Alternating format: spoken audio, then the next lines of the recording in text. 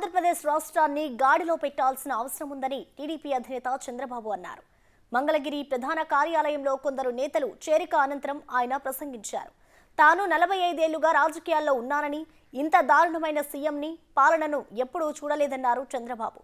ప్రస్తుతం ఏపీకి 12 లక్షల కోట్లు అప్పులు తీసుకొచ్చారని, అయినా అభివృద్ధి కుంటుపడిందన్నారు. ఎమ్మెల్యేలను బదిలీ చేయడంతో ఎలాంటి లాభం ఉండదన్న చంద్రబాబు అన్ని సర్వేలు వైసీపీకి వ్యతిరేకంగా చెబుతున్న విషయాన్ని గుర్తు చేశారు. ఇన్ని సంవత్సరాలుగా 5 ఏళ్లుగా మీ ఎమ్మెల్యేలు తప్పు చేస్తే ప్రజల మద్దతు కోల్పోతా ఉంటే నీ ఇంటెలిజెన్స్ ఏం చేసింది? ఎప్పుడైనా పిలిపించి ఒక మాట మీరు మాట్లాడారని అడుగుతున్నా. చూసారా? ఎప్పుడైనా మాట్లాడారైనా? ఎవరన్నా దండించాడా? తప్పని చెప్పాడా? ఈయనకి దొరికింది ఈయన దోచుకున్నాడు, వాళ్ళకు దొరికింది వాళ్ళు దోచుకున్నారు. ఇప్పుడు అంటున్నాడు వీళ్ళకందరికీ సర్వేలు చేశా, వీళ్ళందరూ లాభం లేదని. అసలు సర్వే నువ్వే లాభం లేదంటున్నారు. ఆ విషయం నువ్వు గుర్తుపెట్టుకో. అంటే కోర్టులు ముట్టికాయలు వేసే పరిస్థితికి వచ్చింది.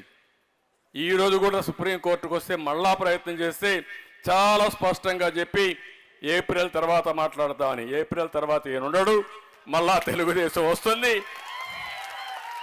నువ్వు చేసేది ఏమీ లేదు.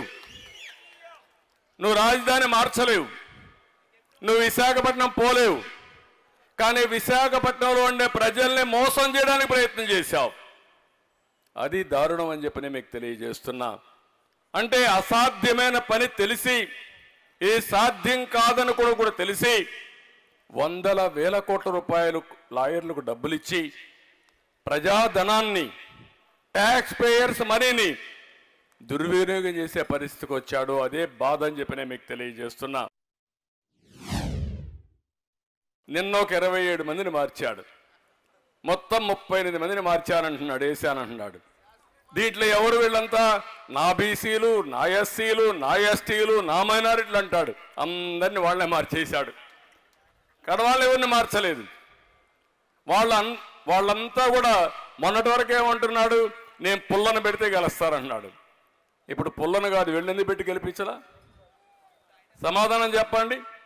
అంటే ఇవన్నీ కూడా మనం చూస్తామంటే ఓసారి అనిపిస్తుంది, ఒక అవగాహన లేని వ్యక్తి, రాజకీయాలను పూర్తిగా అపవిత్రం చేసిన వ్యక్తి, రాజకీయాలను అపహాసం చేసే వ్యక్తి, మంచి చెడుకు వ్యత్యాసం తెలియని వ్యక్తి. ఇది మంచి ఇది చెడు ఏమీ తెలియదు. ఆయనకు ఒకటే తెలిసింది, ఏది దొరికినా దాన్ని మొత్తం కాజేయడం. బకాసురుడు మారిగా ఉన్నాడు.